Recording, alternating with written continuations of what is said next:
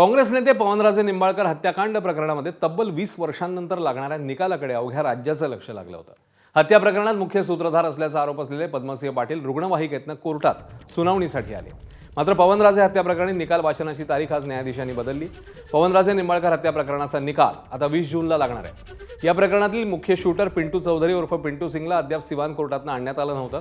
पिंटू सिंगवर अनेक गुन्हे दाखल आहेत। त्याला आज व्हिडिओ कॉन्फरन्सिंगद्वारे हजर करण्यात येणार होतं। आता 20 जूनला सर्व आरोपींना हजर राहण्यास कोर्टाने सांगितलंय। त्यामुळे आता हत्या प्रकरणी आरोप असलेले पद्मसिंह पाटील यांचा मुंबईतला मुक्काम वाढलाय। सप्टेंबर 2009 पासून या प्रकरणी पद्मसिंह पाटील जामिनावर बाहेर आहेत। राजकीय वादातनं 25 लाखांची सुपारी देऊन हत्या घडवून आणल्याचा सीबीआयचा आरोप आहे।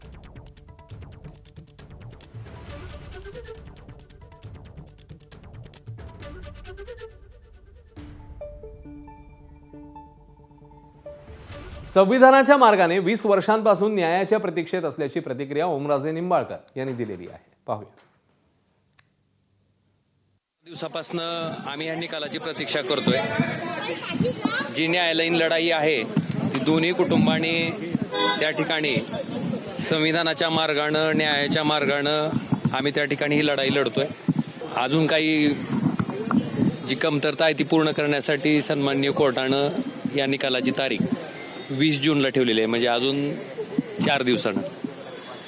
अपेक्षा इतकीच आहे की आमच्या दोन्ही कुटुंबांनी हे 20 वर्ष 13 दिवस अविरतपणे संघर्ष केलाय आणि सन्माननीय न्यायालयाकडनं न्याय मिळावा एवढीच अपेक्षा आहे। माझ्या राजकारणात जन्मच त्याच्यामुळे आहे।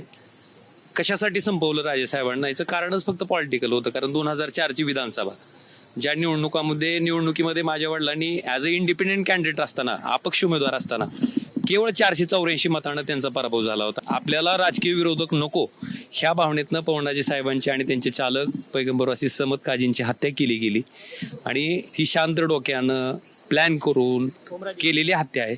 आणि त्याच्या संदर्भात आम्हाला अपेक्षा इतकीच आहे की या ठिकाणी न्याय मिळावा।